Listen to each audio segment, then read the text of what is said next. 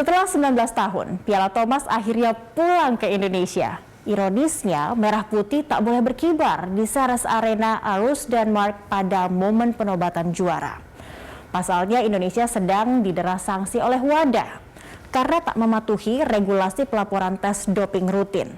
Apa latar belakang Badan Anti Doping Dunia itu dibentuk? Apa saja skandal doping terbesar di dunia olahraga? Simak fakta datanya. Juli 1998, perhatian internasional tersedot ke Tour de France. Dalam kejuaraan balap sepeda paling bergengsi di dunia itu, petugas bea cukai dan kepolisian menemukan ratusan dosis obat penambah daya tahan eritropoetin dalam kendaraan milik tim Festina dan TVM. Setahun kemudian, tepatnya 10 November 1999, Komite Olimpiade Internasional IOC merespon skandal besar tersebut dengan menyelenggarakan konferensi dunia tentang doping dalam olahraga. Dalam pertemuan itulah sebuah badan anti-doping dunia atau World Anti-Doping Agency disingkat WADA didirikan. Tujuannya mempromosikan, mengkoordinir, dan memantau perang melawan narkoba dalam olahraga. Apa itu doping? WADA mendefinisikan doping sebagai satu atau lebih pelanggaran aturan anti-doping yang diatur dalam pasal 2.1 sampai 2.10 Kode Anti-Doping Dunia. Pelanggaran-pelanggaran itu diantaranya kehadiran zat terlarang dalam sampel atlet, penggunaan atau percobaan penggunaan zat atau metode terlarang, menghindar, menolak, atau gagal menyerahkan sampel. Tidak diizinkannya Merah Putih berkibar saat kemenangan Indonesia dalam Piala Thomas 2020 pada 17 Oktober lalu adalah sanksi yang dijatuhkan oleh WADA, salah satunya karena Indonesia tidak mematuhi regulasi pelaporan tes doping rutin. Lantas apa saja zat terlarang yang dimaksud oleh WADA dalam Kode Anti-Doping Dunia? Yang pertama adalah steroid anabolik. Obat ini meniru efek dari testosteron alias hormon untuk membentuk otot pada pria. Kedua adalah peptida. Hormon ini dipakai untuk menambah jumlah sel darah merah yang mengangkut oksigen di dalam tubuh. Selanjutnya, agonis beta. Kategori ketiga ini dipakai untuk membuka jalan napas serta meningkatkan performa pernapasan. Keempat, modulator hormon.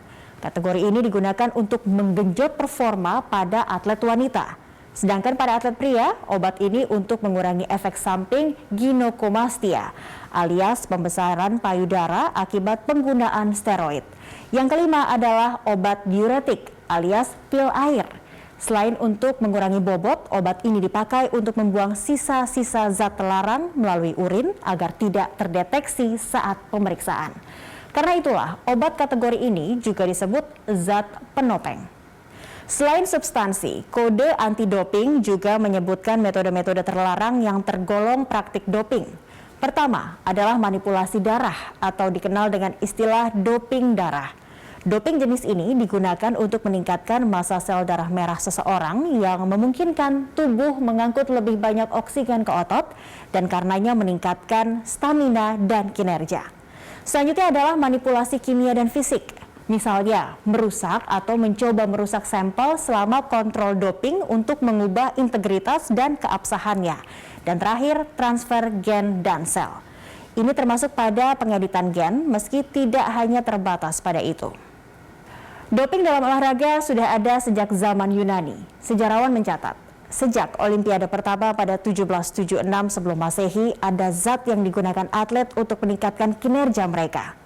Situs history.com melansir, pada zaman itu mereka menggunakan buah ara atau jamur. Sementara pada era Mesir kuno, orang-orang percaya bahwa kuku hewan mule, perkawinan silang antara kuda dan keledai, dapat meningkatkan keterampilan atletik mereka.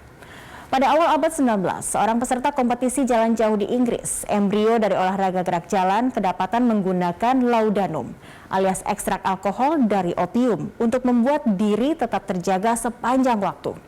Sejarah juga mencatat pada tahun 1904, seorang pelari maraton dalam Olimpiade 1904 di Amerika Serikat meminum campuran strychnina, telur mentah, dan brandy untuk memenangkan perlombaan.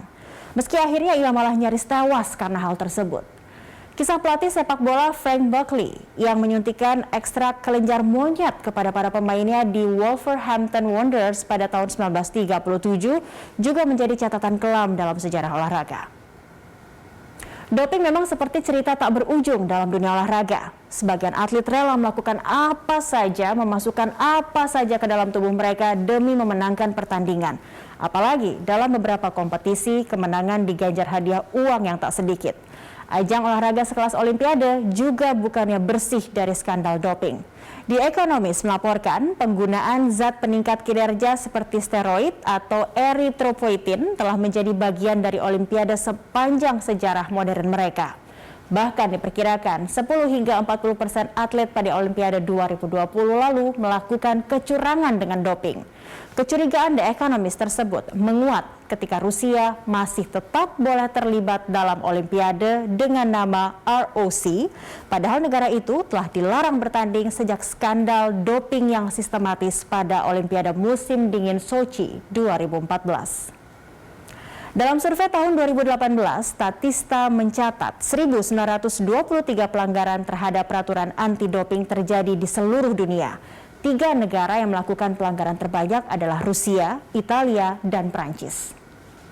Sekedar kilas balik, kami membuat daftar beberapa skandal doping terkenal.